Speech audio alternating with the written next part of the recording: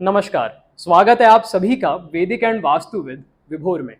दोस्तों, आज इस वीडियो में मैं आपको कुछ ऐसे प्लैनेट्स, कुछ ऐसे ग्रह और उनके हाउसेस के बारे में बताने वाला हूं, जिससे आप स्वयं देख पाएंगे कि क्या आपकी कुंडली के अंदर, बर्थ चार्ट के अंदर गवर्नमेंट जॉब के योग हैं या नहीं।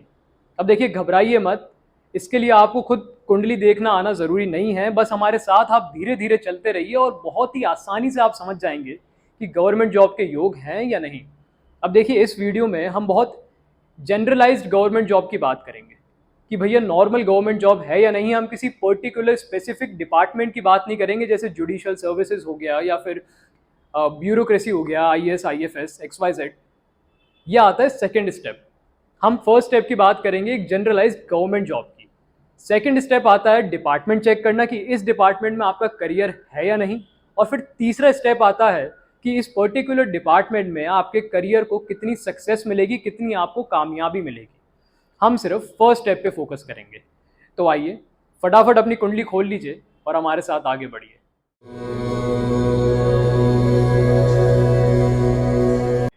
तो चलिए दोस्तों, शुरुआत करते हैं। सबसे पहले कुछ ऐसे घर समझ लेते हैं।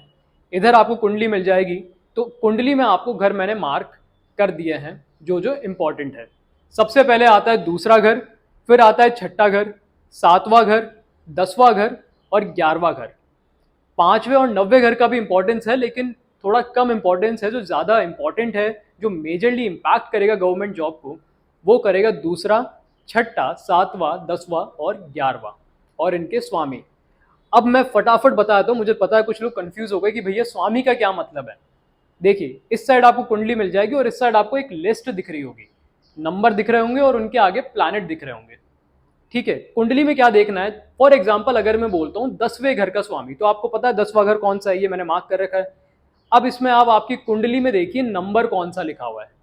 मान लीजिए 10 नंबर लिखा हुआ है, मेष लगने की कुंडली है, 10 नंबर उसमें लिखा हुआ है। अब 10 नंबर का मतलब लिस्ट में देखिए क्या हो गया, शनि।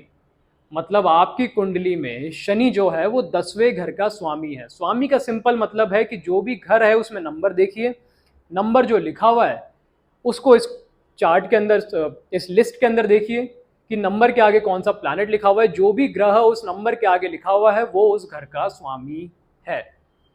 सिंपल। तो हमने घर बता दिया है। अब आते हैं प्लैनेट। सबसे पहले आता है सूरज, सूर्य, सन। देखिए, कारक ऑफ गवर्नमेंट जॉब हम मानते हैं। सन का अच्छा होना कुंडली के अंदर, फ्रेंडली साइन के अंदर होना बहुत जरूरी है। फिर आता है मंगल, मार्स। मार्स का देखिए ज्यादा इंपॉर्टेंट रोल कहाँ आता है, जब आप डिफेंस में जाना चाहते हैं, मिलिट्री, आर्मी में, पुलिस में जाना चाहते हैं, स्पोर्ट्स में जाना चाहते हैं, या फिर कोई मैनेजमेंट की सर्विसेज में आप जाना चाहते हैं, एडमिनिस्ट्रेशन की सर्विसेज में आप जाना चाहते हैं, तब मंगल का बहुत इंपॉर्टेंट रोल आता है। फिर आता है देवगुरु जुपिटर का रोल, बृहस्पति। देखिए, बृहस्पति का रोल आता है आपको फेम देने में, आपको अच्छा चरित्र देने में, जो भी आप काम कर रहे हैं उसकी ऊंचाइयों तक पहुंचाने में। फिर आता है शनि। देखिए, शनि देव का रोल आता है जहां रिस्पॉन्सिबिलिटी वाला काम है, जहां पे आपको सोसाइटी के लिए कुछ अच्छा करना है, जैसे जुडिशियल सर्विसेज, जज बनना है, तो वहां पे शनि का बहुत ही ज़्यादा इंपॉर्टेंट रोल आएगा। फिर आएगा चंद्रमा और लास्ट में आएगा राहु। देखिए, राहु का सबसे ज़्यादा इंपॉर्टेंट रोल कब आएगा, जब आपको पॉलिटिक्स में जाना है। हालांकि और भी गवर्नमेंट जॉब में इसका रोल है, लेकिन सबसे इंपॉर्टेंट रोल आता है इसका IAS IFS में भी इसका रोल है। अगर आपको IFS बनना है, IAS बनना है, तो भी इसका रोल है। लेकिन पॉलिटिक्स में जाने के लिए राहु का अच्छा होना बहुत ही ज़्यादा ज़रूरी है। फटाफट कॉम्बिनेशन डिस्कस कर लेते हैं। सबसे पहले देखते हैं सन की प्लेसमेंट, सूर्य की प्लेसमेंट क्या होनी चाहिए। देखिए, आपकी कुंडली के अंदर सूर्य सबसे पहला पॉइंट है, या तो 10वें घर में हो, जो मैंने बताया यहाँ पे, या तो 10वें घर में हो, या फिर 10वें घर के स्वामी के साथ, 10वें घर के लॉर्ड के साथ, जो मैंने बाकी सारे घर बताए हैं, दूसरा, छठा, सातवां, 10वां, 11वां, यहाँ पे कहीं विराजमान हो। या तो 10वें घर में अकेला बैठा हो, कोई दिक्कत नहीं है, या फिर 10वें घर के स्वामी के साथ जो मैंने ग्रह, जो मैंने हाउसेस बताए हैं उसके अंदर बैठा हो। ठीक है। दूसरा यहाँ पे आता है कि सूर्य जो है वो या तो मंगल के साथ बैठा हो, जो हमने घर डिस्कस किए हैं। अब देखिए, घर मैंने स्टार्टिंग में डिस्कस कर दिए हैं, तो इन घर से ही एसोसिएटेड हम सारी बातें करेंगे, इन घर के बाहर हम नहीं जाएंगे। ठीक है, तो यही घर आप देखते रहिए। सूर्य जो है वो मंगल के साथ इन घरों में बैठा हो, या फिर मंगल की राशि में मेष या वृश्चिक में इन घरों में बैठा हो। यह आता है दूसरा पॉइंट। तीसरा पॉइंट आता है कि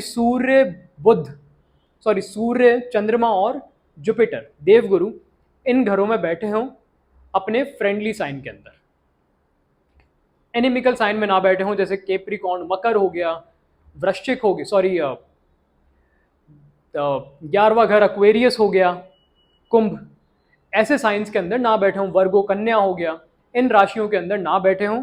हालांकि कन्या का अच्छा रोल है, परफेक्शन देता है आपको, लेकिन यहाँ पे इन हाउसेस में फ्रेंडली साइंस में अगर बैठा हो तो ज़्यादा ऑस्पिशियस योग बनते हैं। उसके बाद आता है बुध आदित्य योग बन रहा हो। बुध आदित्य योग क्या होता है? देखिए, बुध आदित्य योग आपको इंटेलिजेंस देता है। सूर्य और मर्क्यूरी का साथ में होना, सूर्य और बुध का साथ में होना इन घरों में आपको इंटेलिजेंस देगा, और उन इंटेलिजेंस की मदद से ही आप कॉम्पिटिटिव एग्जाम्स को पास कर पाएंगे। तो बुध आदित्य योग होना कुंडली के अंदर, इन चार्ट, इस हाउसेस के अंदर बहुत ज़्यादा ऑस्पिशियस, बहुत ज़्यादा शुभ माना जाता है। सिंपल है, चारों मैंने कंडीशन समझा दी है सूर्य की प्लेसमेंट की। अब आता है दूसरी चीज, 10th हाउस। देखिए, 10th हाउस का जो लॉर्ड है उसका अच्छा होना कुंडली में बहुत जरूरी है। या तो वो सूर्य के साथ बैठा हो, या फिर जो हमने ऊपर दूसरे ग्रह डिस्कस किए हैं, सूर्य, मंगल, जुपिटर, सैटर्न, मून, राहु, इनके साथ जो हमने हाउसेस डिस्कस किए हैं इनमें बैठा हो। ये सबसे पहली कंडीशन है। या फिर 9वें घर और 10वें घर, इन दोनों का जो स्वामी है इसमें परिवर्तन योग हो रहा हो। परिवर्तन योग का मतलब मैं वापस जानता हूँ कंफ्यूज हो गए होंगे थोड़ा सा, बहुत सिंपल है। 9th हाउस का लॉर्ड 9वें घर का स्वामी 10वें घर में बैठा हो, और 10वें घर का स्वामी 9th हाउस में 9वें घर में बैठा हो, ये हो गया परिवर्तन योग। सिंपल। तो 10वें घर की दो ही कंडीशन है कि 10वें घर का स्वामी भैया अच्छी जगह बैठा हो, अच्छे प्लैनेट के साथ, और हमने जो हाउसेस डिस्कस किए हैं उसमें बैठा हो, या फिर वो 90वें घर के साथ परिवर्तन योग में बैठा हो। मंगल की कंडीशन देख लेते हैं। मंगल या तो 6ठे या 10वें घर में बैठा हो, या फिर इन दोनों के स्वामी के साथ बैठा हो किसी भी अच्छे हाउस में जो हमने डिस्कस किए, दूसरा, छठा, 7वां, 10वां, 11वां। 90 में भी बैठा हो तो भी चल जाएगा, वक्री नहीं होना चाहिए। वक्री हो जाएगा तो बहुत लेट रिजल्ट देगा, लेकिन वो चीज़ें थोड़ी डिले कर देगा, बस इतना सा है। सर्जन बनने के योग बहुत अच्छे बनाता है। अगर आपको गवर्नमेंट हॉस्पिटल में एक बड़ा सर्जन बनना है, बहुत ही अच्छे योग हैं।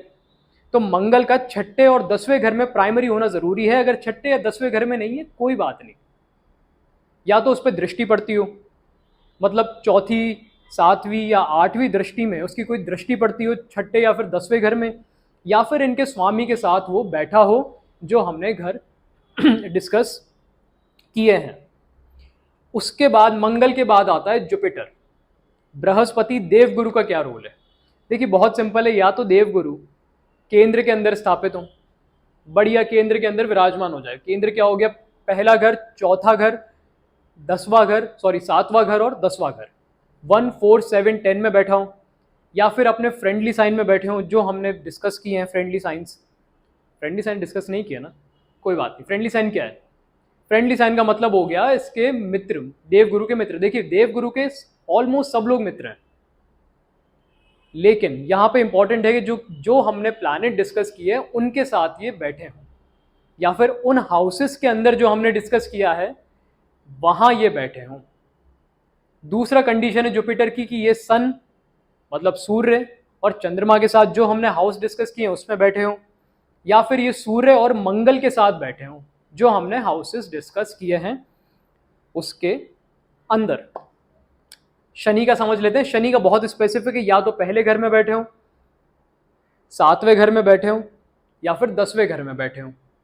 बहुत सिंपल, पहला, 7वां, 10वां, इन तीनों में बैठे हों, ये इन तीनों में से किसी में भी बैठे हों तो भी आपके गवर्नमेंट जॉब की जो चांसेस हैं, योग हैं, वो बहुत ज़्यादा बढ़ जाते हैं। चंद्रमा का बहुत सिंपल है, 10वें घर में सूर्य के साथ बैठे हों, या जो भी हमने हाउस डिस्कस किए हैं उसमें सूर्य के साथ बैठे हों, या जो हमने हाउस डिस्कस किए हैं उसमें 10वें घर के स्वामी के साथ बैठे हों। सिंपल, या तो 10वें घर में बैठे हों या 10वें घर के स्वामी के साथ किसी दूसरे घर में जो हमने डिस्कस किए हैं दूसरा, छठा, सातवां, 10वां, 11वां उसमें बैठे हों या फिर सूर्य के साथ बैठे हों। आखिरी समझ लेते हैं, राहु। अब देखिए राहु का बहुत स्पेसिफिक है, या तो ये 7वें घर में बैठे हों, या ये 10वें घर में बैठे हों, या फिर ये 11वें घर में बैठे हों। अब समझिए 7वां, 10वां, 11वां ही यहाँ पे इंपॉर्टेंट नहीं है, कौन सी राशि के अंदर बैठे हैं वो भी इंपॉर्टेंट है। जब ये टॉरस वृषभ के अंदर बैठते हैं, मिथुन जेमिनाई के अंदर बैठते हैं, या फिर वर्गो कन्या के अंदर बैठते हैं, तो इनकी पावर बहुत बढ़ जाती है।